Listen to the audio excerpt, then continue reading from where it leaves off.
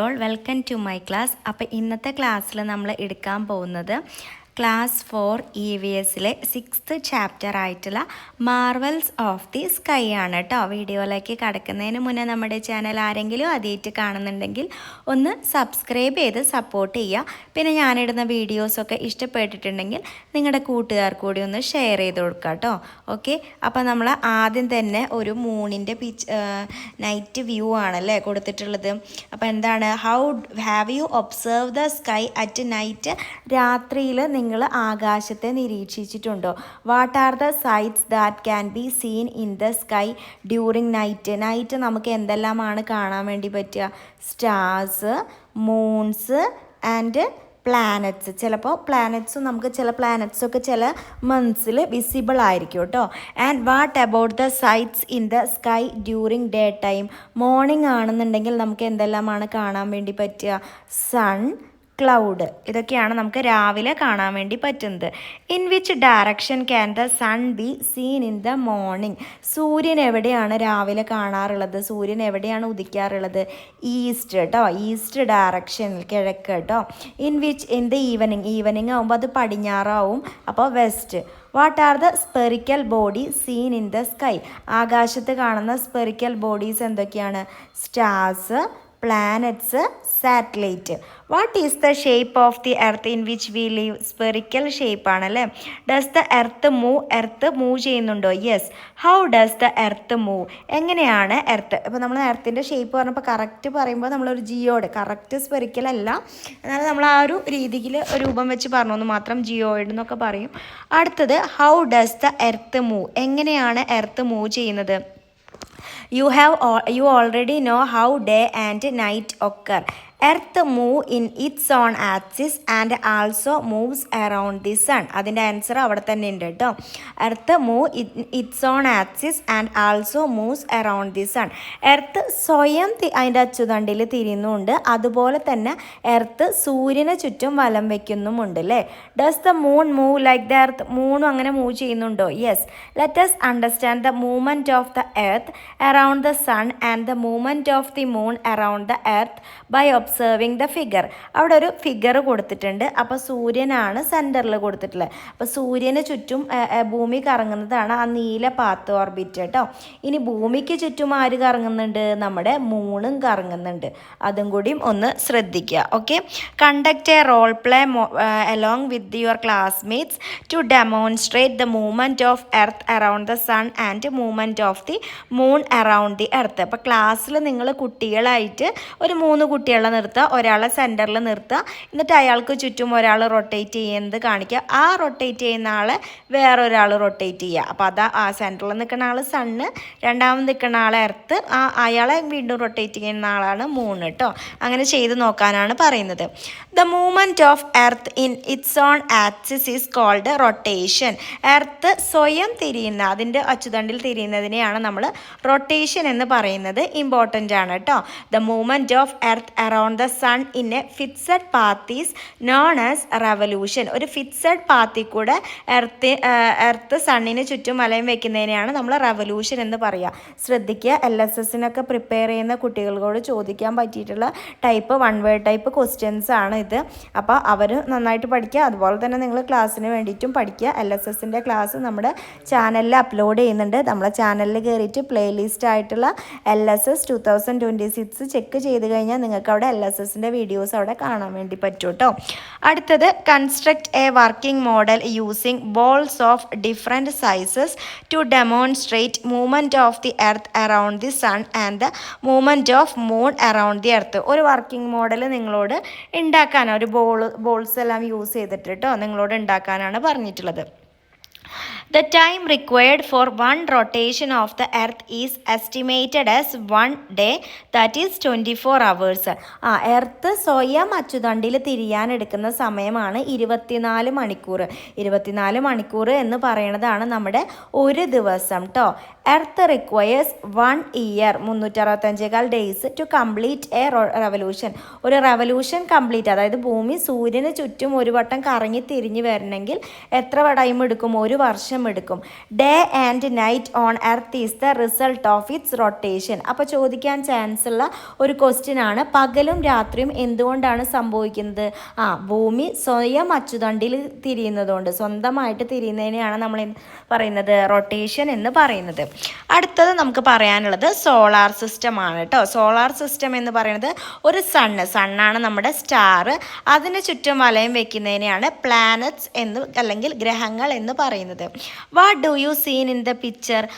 Star and planets which are the celestial body that revolve around the sun. അതാ എന്താണ്? Planets കേട്ടോ.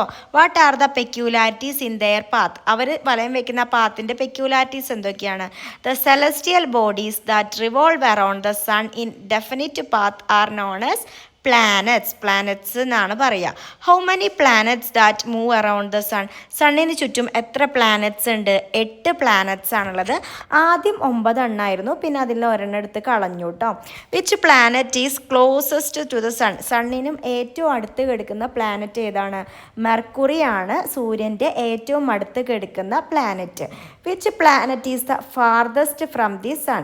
ഏറ്റവും അവസാനം വരുന്നത് ഏതാ? ഈ ചിത്രം നോക്കുമ്പോൾ തന്നെ നിങ്ങൾക്ക് മനസ്സിലാവും, നെപ്റ്റ്യൂൺ ആണ് കേട്ടോ. നെപ്റ്റ്യൂൺ ആണ്. List out the names of the planets on the basis of their distance. അപ്പോൾ ഇവിടെ തന്നെ എല്ലാ സ്പെല്ലിങ്ങും ഉണ്ട്. Mercury, Venus, Earth, Mars, Jupiter, Saturn, Uranus, Neptune. ഇതങ്ങോട്ട് പകർത്തി വെച്ചാൽ മതി.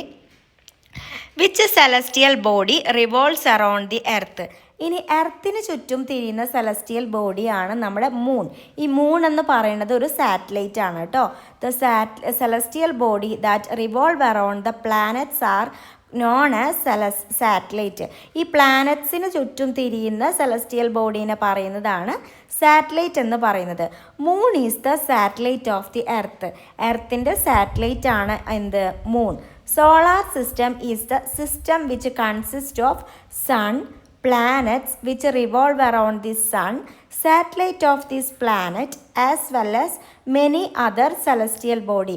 ഒരു സോളാർ സിസ്റ്റത്തിൽ എന്തുണ്ടാവും? സൺ ഉണ്ടാവും, അതിന് ചുറ്റും കുറേ പ്ലാനറ്റ്സ് ഉണ്ടാവും, ഇനി പ്ലാനറ്റ്സിന് ചുറ്റും കുറച്ച് സാറ്റലൈറ്റ്സ് ഉണ്ടാവും. ഇതെല്ലാം നിറഞ്ഞതാണ് എന്ത്? ഒരു സോളാർ സിസ്റ്റം എന്ന് പറയുന്നത്. Let's have a trip to the solar system. Solar സിസ്റ്റത്തിലേക്ക് ഒരു trip. What sight can we seen there? അവിടെ എന്തെല്ലാം സൈറ്റാണ് കാണുക? View the marvels of the sky using Stellarium app and write down your experiences in my environment science diary. അടുത്തത് മൂണാണ്, satellite of the earth. Do you see the moon in the sky? നിങ്ങൾ ആകാശത്ത് മൂണിനെ കാണാറുണ്ടോയെന്ന്. Does it have the same shape every day in the sky? അതിന് ദിവസം ഒരു ഷേപ്പാണോ? അല്ല. ഇന്ന് ചെറുതാണെങ്കിൽ നാളെ ഒന്നും കൂടി വലുതാവും, പിറ്റേന്ന് അങ്ങനെ ഓരോ ദിവസം കൂടെ വലുതായി വരും അല്ലേ. പിന്നെ ഒരു ദിവസം പെട്ടെന്ന് കാണാണ്ടാവും. What could be the reason? അതിൻ്റെ റീസൺ എന്ന് പറയുന്നത് ഇതിൻ്റെ മൂവ്മെൻ്റ് ആണ്. എർത്തിൻ്റെ അതുപോലെ തന്നെ ഈ മൂണിൻ്റെയും സണ്ണിൻ്റെയും ഒക്കെ. സണ്ണ് മൂവ് ചെയ്യുന്നില്ല, ഇവ അതിന് ചുറ്റും മൂവ് ചെയ്യുന്നതുകൊണ്ടാണ് നമുക്ക് ഈ മൂണ് പല ഷേപ്പായിട്ട് കാണുന്നത്. ഒരു എക്സ്പെരിമെൻറ്റ് ചെയ്യാം. അതിനാവശ്യമായിട്ടുള്ള മെറ്റീരിയൽസ് സ്ക്വയർ കാർഡ്ബോർഡ് ബോക്സ്, ഒരു സ്ക്വയർ ഷേപ്പിലുള്ള cardboard box, ball, lemon, torch, mirror and thread. ഇത്രയും കാര്യങ്ങൾ വേണം. ഇനി പ്രൊസീജിയർ നോക്കുകയാണെങ്കിൽ take A square cardboard box. ഒരു സ്ക്വയർ കാർഡ്ബോർഡ് ബോക്സ് എടുക്കുക. Make 3 holes each having 3 centimeter size at the centre of all the 4 sides of the box. ആ ബോക്സിൻ്റെ 4 സൈഡിലും 3 centimeterലുള്ള ഒരു ഹോൾ ഇട്ട് കൊടുക്കുക. Hang A ball or lemon of about 3 centimeter size in the centre of the box. ആ centre of the ബോക്സിൽ ഒരു 3 centimeter സൈസിലുള്ള ഒരു ബോളോ അല്ലെങ്കിൽ ഒരു ലെമണോ വെച്ച് കൊടുക്കുക, ഒരു ത്രെഡ് ഉപയോഗിച്ചിട്ട്. Through any one of the holes in the box, light up the ball lemon using a torch. ഒരു ടോർച്ച് ഉപയോഗിച്ചിട്ട് ലൈറ്റ് കൊടുക്കുക. Observe through the other holes. വേറെ ഹോൾസിൽ കൂടെ അത് നിരീക്ഷിക്കാൻ. Draw the observation. അപ്പോൾ അത് നോക്കുമ്പോൾ കറക്റ്റ് നേരെ ആകുമ്പോഴാണ് നമുക്ക് കാണുക ഹോൾ 1, 2, 3. അപ്പോൾ അതിലെ പിക്ചർ എങ്ങനെയാണ് വിസിബിൾ ആവണേന്ന് അപ്പോൾ ചെയ്ത് നോക്കേണ്ട ഒരു എക്സ്പെരിമെൻ്റ് ആണ്. Through which hole can you see the moon at all? Moon എപ്പോഴാണ് കാണുക? രണ്ടും നേർക്ക് നേരെ വരുന്ന സമയത്താണ് നമുക്ക് ഫുള്ളായിട്ട് കാണുക അല്ലേ. അപ്പോൾ കണ്ടോ,